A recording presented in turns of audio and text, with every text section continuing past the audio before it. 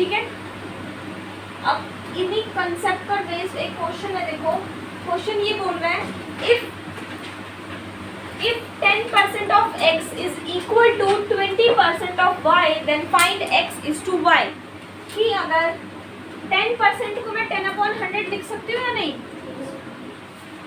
10% of का मतलब क्या है? Multiply of x is equal to 20% of y। इसको डिवाइड करेंगे आएगा 1/10 यानी x/10। 10 10 से 100 ये बन गया 1/10, तो 1 को x से मल्टीप्लाई कर दोगे x/10 बनेगा, इज इक्वल टू इसको डिवाइड करोगे तो बनेगा 1/5 यानी y/5। ठीक है, अब यहाँ पर आपको क्या करना है, क्रॉस मल्टीप्लाई भी कर सकते हो या फिर आप ये कर सकते हो x/10 is equal to k।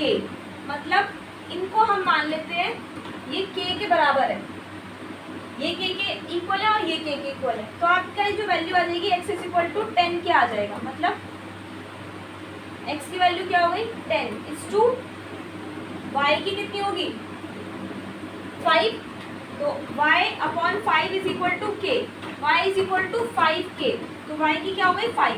इसको छोटा कर सकती हूँ ना मैं, क्योंकि मैंने आपको बताया था अभी कि अगर हम किसी नंबर से डिवाइड या मल्टीप्लाई करते हैं फर्क नहीं पड़ेगा, तो रेशियो कितनी आ जाएगी 2:1।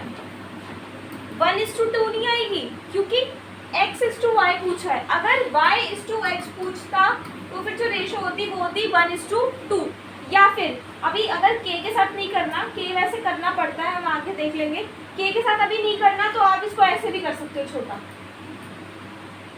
x से नीचे 2 है 2:1, ऐसे कर लो, दोनों ऑप्शन सही है। ठीक है, लेकिन कई बार होता है ये वाला ऑप्शन जो है वो काम में नहीं आता, जैसे अभी मैं आगे क्वेश्चन सॉल्व कराऊंगी उसमें हमें k लेट करना ही पड़ेगा, k लेट कर लो या x कर लो, उसका मतलब ये होता है express the values of x and y in terms of x। First question समझ आ गया? चलो क्वेश्चन नंबर 2 पहले समझ लो, फिर ऐसा ही सेम क्वेश्चन 5th है वो वाला करना, ये वाला सॉल्व नहीं करना, इसके बाद वाला जो क्वेश्चन है वो करना। A man spends 500 rupees in buying 12 tables and chairs। 12 table का मतलब 12 टेबल नहीं है, 12 टेबल और चेयर दोनों मिला के हैं। ठीक है, एक इंसान ने 500 रुपये खर्च कर दिए और वो ना टोटल 12 यानी क्वांटिटी 12 है, कुछ कुर्सियां और कुछ टेबल ले आया, मिला के 12 है। अब हमें नहीं पता कितनी टेबल है कितनी कुर्सियां हैं। The cost of 1 table is 50 rupees. एक टेबल 50 रुपए की है और एक कुर्सी 40 रुपए की है। So what is the ratio of the numbers of chairs and the table purchased. तो चेयर और टेबल की रेशियो पूछ रहा है, चेयर और टेबल की रेशियो। ठीक है, तो let the number of tables purchase x. अब हमें पता है क्या टेबल कितनी है, नहीं पता, मान लो एक्स है। अगर टेबल एक्स है तो चेयर कितनी होगी 12 माइनस एक्स। जितनी टोटल सामान खरीदा था उसमें से हमें टेबल हटा दो तो जो बच गई वो कुर्सियां हैं। समझ आ गए? इतने 2 स्टेप समझ आ गए। The number of table purchase X, the number of chair purchase 12 minus X, because total items are 12। 2 option समझ आ गए। उसके बाद नाउ टोटल कॉस्ट, जो पूरी कॉस्ट बनेगी वो कैसे बनेगी, जितनी टेबल की कॉस्ट है प्लस जितनी चेयर की कॉस्ट है, मतलब जितनी कुर्सियां हैं और कितने की है प्लस जितनी टेबल है और कितने की है, मिला देंगे तो टोटल खर्चा आ जाएगा जो हमें दे रखा है। टोटल कॉस्ट कितनी दे रखी थी 500। कॉस्ट ऑफ टेबल कैसे आएगी, टेबल कितनी है x, एक कितने की थी 50 रुपए की, तो 50 इंटू एक्स, एक पेन 10 रुपये का 10 कितने हुए 10 into 10 50 into x, plus chair की कॉस्ट क्या थी 40 और चेयर थी कितनी टोटल, कितनी चेयर थी 12 माइनस एक्स। तो ये एक इक्वेशन बन गई। अब इसको आप सॉल्व करोगे आंसर आएगा 2, यानी जो टेबल है वो तो हमारे पास 2 है, 2 टेबल है तो कुर्सियां कितनी हो जाएगी 10 हो जाएगी। टेबल से कुर्सी की पूछी है, कुर्सी से टेबल की, चेयर से टेबल की पूछी है ना, तो चेयर कितनी है और टेबल डिवाइड करोगे 5:1 इज द आंसर। इतना देखो, इक्वेशन बनाने के बाद हमने क्या किया, 50x को एज इट इज रखा, 40 × 12 480, 40 × x 40x, plus minus minus, ये 480 वहां पर लेके जाओगे, देख लो अगर कोई डाउट है। 50x + 480 - 40x = 500, तो 50 - 40 10x, 500 - 480 20, तो x की वैल्यू कितनी आ गई 20/10, x की वैल्यू कितनी आ गई 2, और x की वैल्यू 2 आ गई है, तो चेयर की तो हम 12 - 2 करके निकाल, ठीक है। अब एक बार समझा दे रही हूँ, बस एक बार फिर से रिपीट कर रही हूँ, फिर आप इसका नेक्स्ट क्वेश्चन करना। सबसे पहले हमने मान लिया कुर्सियाँ, टेबल हमारे पास x है, टोटल चीजें 12 थी, तो 12 में से टेबल माइनस कर दूंगी, जो बच जाएगा वो हमारी चेयर्स हो जाएगी, तो 12 - x, because total items are 12। अब टोटल कॉस्ट कैसे निकलेगी, टोटल कॉस्ट निकलेगी जितनी कुर्सियाँ हैं कितने की है प्लस कितने की है और जो चेयर है, तो 50 मेरे पास 50 रुपए की एक, मेरे पास कितनी क्या आ रही थी टेबल, टेबल हमने मान ली थी x, तो 50 × x प्लस 40 × चेयर = 500। सॉल्व करोगे x की वैल्यू 2 आ जाएगी। हमने x किसको माना था, टेबल को, यानी टेबल जो है वो 2 है और चेयर 12 - x, यानी जो चेयर है वो 10 है। उसके बाद हमें ये देख लेना, चेयर एंड टेबल का पूछा है, अगर टेबल और चेयर का पूछते तो उलट मतलब पलट जाएगा, ठीक है, पलट जाएगा। तो इसको डिवाइड हम कर सकते हैं, छोटा कर सकते हैं, जितना उतना छोटा करते हैं। सेम इसी लॉजिक को यूज करके ये वाला क्वेश्चन सॉल्व करो। 720 रुपए खर्च किए, 15 टेबल कुर्सियां खरीद के ले आए, तो बताओ कितनी टेबल कितनी कुर्सी। चेयर टू टेबल पूछा है, चेयर टू टेबल, ठीक है।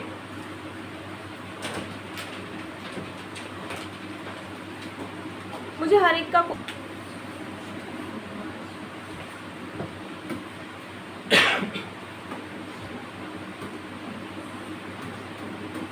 let the number of tables purchased is equal to x। मान लेते हैं हमने x टेबल खरीदी है, तो फिर चेयर्स कितनी हो जाएंगी 15 - x, क्योंकि टोटल सामान हमने 15 खरीदा। उसके बाद अब हम बनाते हैं इक्वेशन। इक्वेशन क्या बनेगी,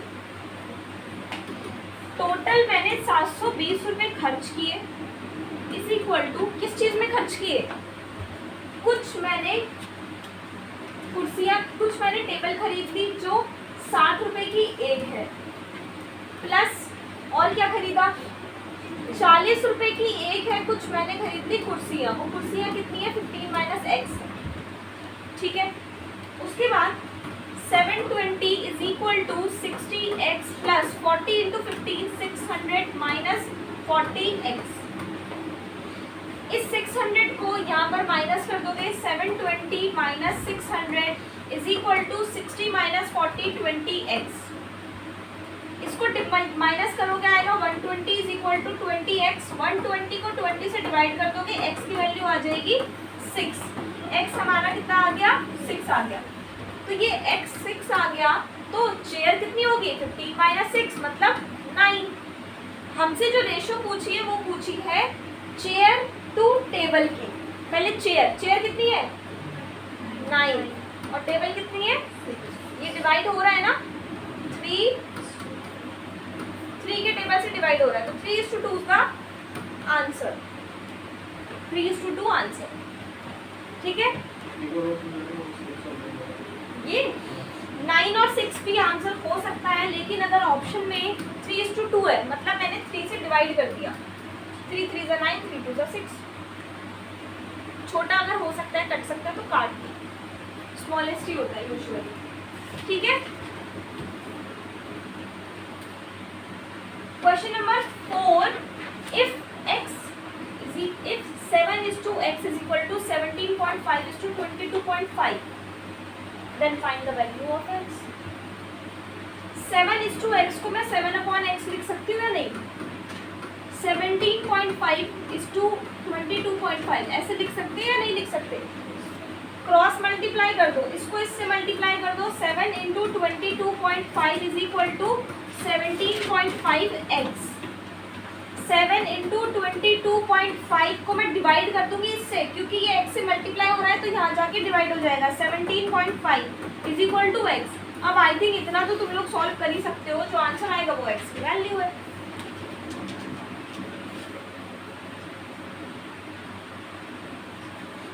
करें सॉल्व। 7 into 225 upon 17.5। अगर मैं यहाँ से पॉइंट हटाऊंगी यहाँ जीरो लग जाएगा, यहाँ से पॉइंट हटाऊंगी नीचे जीरो लग जाएगा और उस जीरो से जीरो कैंसिल हो जाएगा। देख लो, ये पॉइंट था, ये पॉइंट हटाना है मुझे तो यहाँ जीरो लगाना पड़ेगा, और ये पॉइंट हटाना है तो यहाँ जीरो लगाना पड़ेगा, और इस जीरो से जीरो कैंसिल हो जाएगा। ठीक है, अब 25 7 सा 175, 25 9 सा 225, 7 से 7 कैंसिल, आंसर क्या हो गया? आंसर क्या आ गया? 9 ही तो बचा डिवाइड करके, 9 इज द करेक्ट आंसर।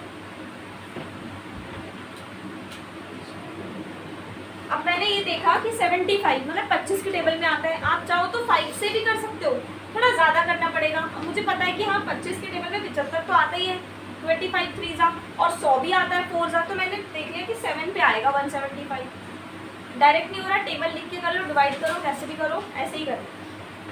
ठीक है, ऐसे भी आ सकता है क्वेश्चन, तो सिर्फ हमने उसको डिवाइड के फॉर्म में लिखा, फिर इजी हो गया, फिर हम सॉल्व कर सकते हैं। कोई डाउट? यस और नो? चलो नेक्स्ट क्वेश्चन, एक बार घर पे जाके प्रैक्टिस कर लेना। नेक्स्ट क्वेश्चन है, if 20% of p plus q is equal to 50% of p minus q, then what is the p is to q?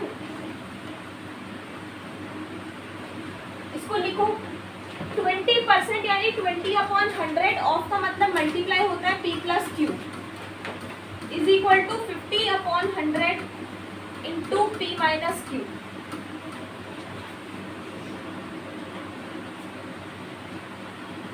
ये कितना आ जाएगा? p प्लस q अपॉन 5 आ जाएगा।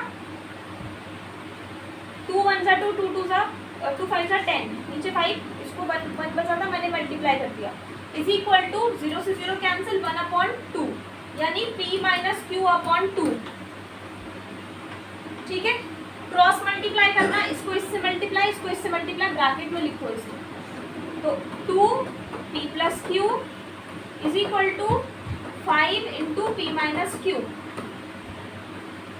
ठीक है, उसके बाद ये बन जाएगा 2p plus 2q is equal to 5p minus 5q।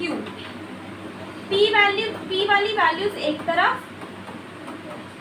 और q वाली वैल्यूज एक तरफ, plus minus minus, 5 minus 2 3p is equal to plus minus minus plus, 5 plus 2 7q, sign minus का, माइनस के साइन से माइनस का साइन कैंसिल हो जाएगा।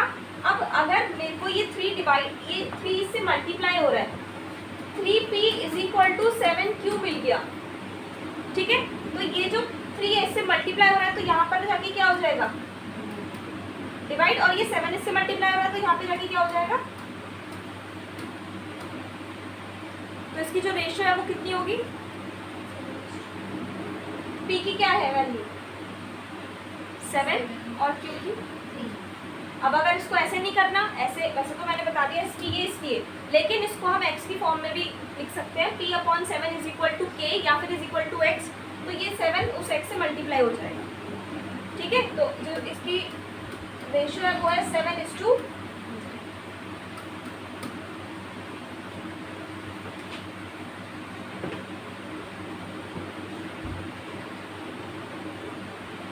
अगर q इज टू p पूछता तो 3:7 हो जाता।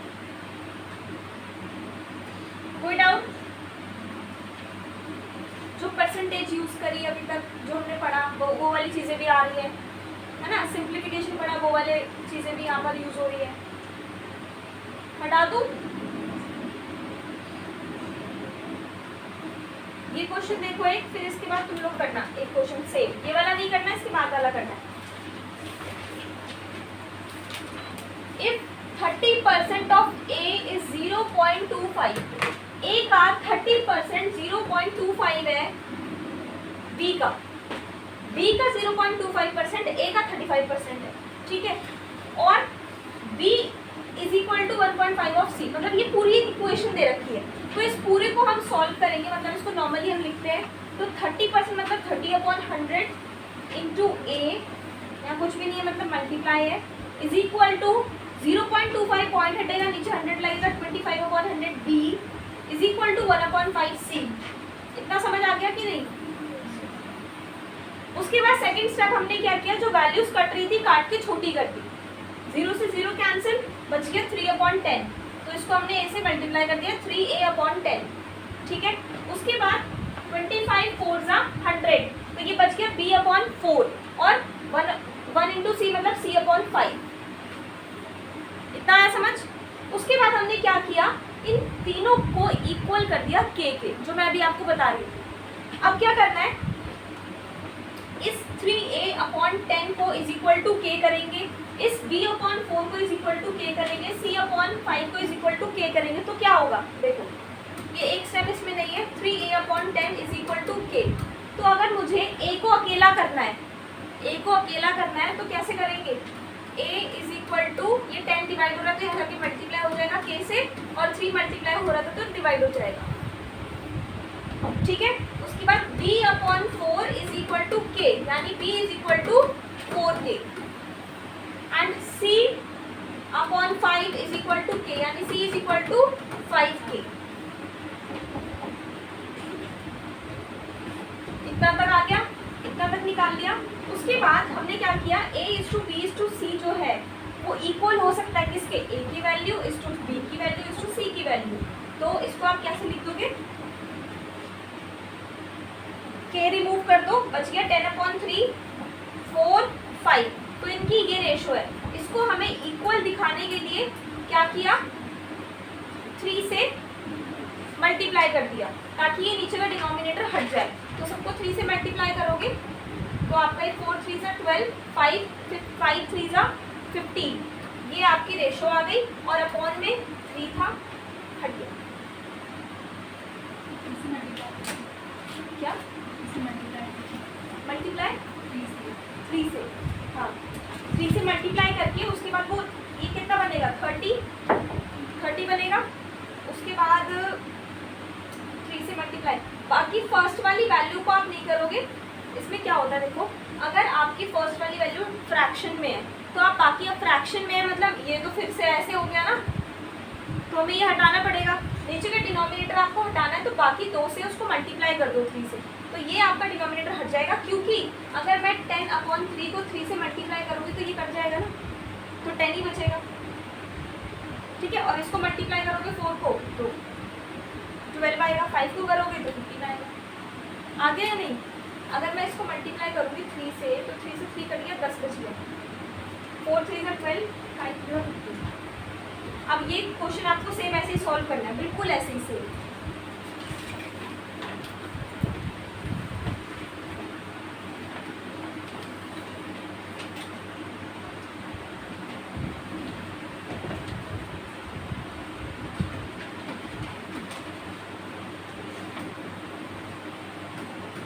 %, मीन्स 40/100 ऑफ a, मतलब multiply a is equal to 1/3 into B is equal to 0/2, यानी 2/10 into C. 0 0 cancel, 4 2 10, 2/5 a is equal to b/3 is equal to c/5, ठीक है। उसके बाद हमें क्या करना है, इन सबको लेट करना है k की फॉर्म में। 2a/5 is equal to k, b/3 is equal to k, c/5 is equal to k। अब इस a को अकेला करना है, तो a is equal to 5k/2, b is equal to 3k, c is equal to 5k। k को भूल जाओ, रिमूव k।